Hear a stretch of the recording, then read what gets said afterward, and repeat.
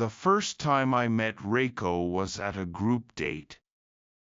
My first impression of her was that she was a stunning beauty with a transparent aura. She was the kind of woman who would make several heads turn if she walked down the street. During the group date, she seemed uninterested and low energy. My friends, taking turns to make their moves, were all shot down. She came across as aloof, and there was no way someone like me, with an average face, could do anything about it. So, when she looked at my phone's wallpaper and asked, "Oh, do you have a dog?" I was really surprised. In stark contrast to the group date, she was now smiling and seemed to be genuinely enjoying our conversation. "Can I invite you out again?" As we were about to part ways, she asked me. "Of course." I responded so eagerly that she smiled happily at my excitement. After a few more dates, we started seeing each other officially. I was on cloud 9. Was it even possible for something like this to happen in my life? How could I be so lucky to date such a beautiful woman? She was the perfect woman. She was a great conversationalist, funny, a good cook, and excelled at her job. I'm sure everyone around us wondered why she was dating someone like me. "Because you love only me," she would say whenever I asked, "Why are you dating someone like me?" She had said the same thing when I confessed my feelings to her. "If you love only me, then I'll go out with you."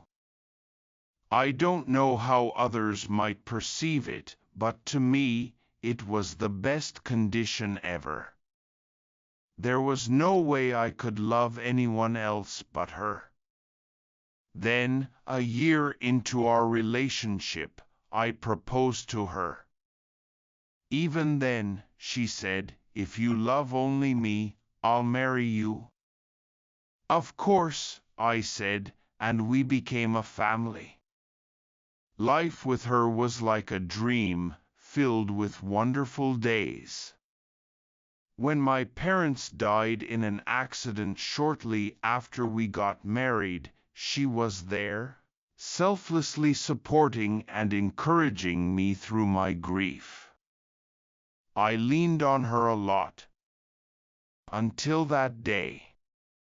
A week ago, my younger brother died in a motorcycle accident.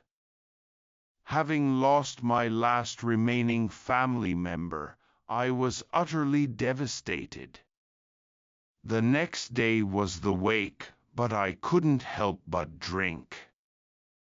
I drank until I was on the verge of passing out, eventually falling asleep in my suit in the living room. I don't know how much time had passed when I sensed something and slowly opened my eyes. In the darkness, I strained my eyes and saw someone pacing back and forth about 2 or 3 meters away, muttering to themselves. "Huh? Who could that be?" In my drunken haze, I focused my eyes and ears and heard a familiar female voice saying, "I told you, didn't I?" It was my wife, Reiko's voice. "You loved someone else besides me," she muttered. "I told you, didn't I? Now we can finally be alone." What? What is she saying? "Isn't there anyone you love now?" she continued to mutter to herself, still pacing 2 or 3 meters away from me. Just then, something in her hand glinted. It was a knife. Eek! A sound involuntarily escaped my mouth, and her movements stopped abruptly, plunging the room into silence. Reflexively, I shut my eyes and pretended to be asleep. Creak, creak. I heard the sound of her approaching and felt her presence in front of my face. Even with my eyes closed, I could easily imagine her peering down at me. I told you, didn't I? A low, horrifying voice, unlike anything I had ever heard from her before, came from right in front of my face. Cold sweat covered my entire body as I continued to pretend to be asleep. I don't know how much time passed, but by then the sun had risen and it was morning. Are you okay? You wouldn't wake up even when I tried, so I just left you there. Come on, eat breakfast.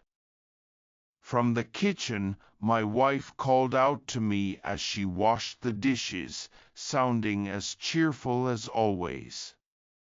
It's been a week since then. Was it all a dream? Since that day, her cooking has lost its flavor.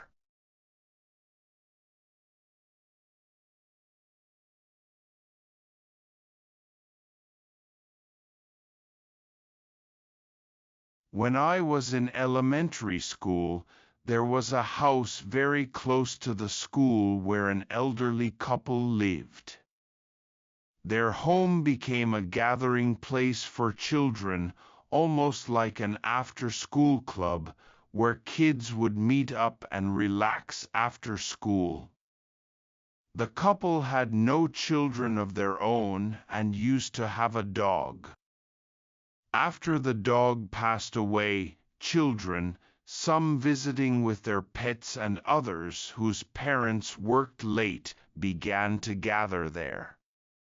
This tradition continued even after the dog was gone, and the school seemed to tacitly approve, never saying anything against it. Both my parents worked, and as an only child, I often spent time at the elderly couple's house. They were very kind to me, and I remember feeling very comfortable there. Every day, more than 10 different elementary school children would come and go, and the couple always provided snacks and juice. In the evenings, they would even prepare dinner for all the kids present, and we would eat together with the elderly couple. Some kids ate dinner there every day, and the couple genuinely loved having the children around. Before I moved up to the upper grades of elementary school, 2 slightly mischievous boys started coming to the house. At first, they behaved well, but over time, I noticed them playing small pranks. Sometimes they would steal things, other times they would deliberately make a mess. Their pranks gradually escalated, and eventually, they started putting strange things in the grandfather's food and drink. They would laugh at him when he didn't notice and find amusement in his surprised reactions when he did. There was another time when they put a large amount of salt or sugar into the food, or sometimes a few strands of hair or gummy candies. That day, the 2 boys were plotting another prank. Today, the one who puts the weirdest thing in wins. With that, the 2 split up to find something strange, and they came back grinning mischievously. When Grandpa brought the food, the boys quickly mixed the items they had brought into his meal. Holding back their laughter, the boys received their food, and it was time for everyone to eat together. "Let's eat." We all started eating as usual. I remember that day we had a vegetable-filled soup and fried chicken. It was when Grandpa finished his soup. The two boys exchanged grinning glances as Grandpa didn't react. Blöeorg. Grandpa suddenly spewed vomit with incredible force from his mouth. The girl sitting across from him got vomit all over her face and started crying in panic. Then Grandpa vomited again, a lot, onto the floor, and he collapsed to his knees, foam bubbling from his mouth. The two boys turned pale, their mouths trembling. I was terrified, my legs shaking, and I started crying, unable to move from the spot. Grandma was also crying out, "Dear, are you okay?" as she rubbed Grandpa's body. "Grandma, call an ambulance." One of the children shouted, and Grandma hurriedly called for an ambulance. While waiting for the ambulance, Grandma frantically called out to Grandpa, but all he did was groan, "Ugh, ugh," and convulse, completely unresponsive. Grandma also seemed to have called the school, and almost simultaneously with the ambulance's arrival, the teachers came to the elderly couple's house. They told us, "The teachers will take you home today, so go home." 3 teachers divided us into groups based on how close we lived to each other and escorted us home, explaining the situation to each of our parents. I was deeply shocked by the image of Grandpa's condition burned into my mind and couldn't speak properly for a while. In the end, Grandpa didn't make it and passed away that day. The incident became a significant topic at school. Several students and teachers came to ask me about what happened, but whenever I tried to talk, tears would stream down my face, and I couldn't speak properly. Later, it was discovered that Grandpa's soup had contained rat poison. It was concluded that Grandpa, whose eyesight was poor, had mistaken the rat poison for some medication and added it himself.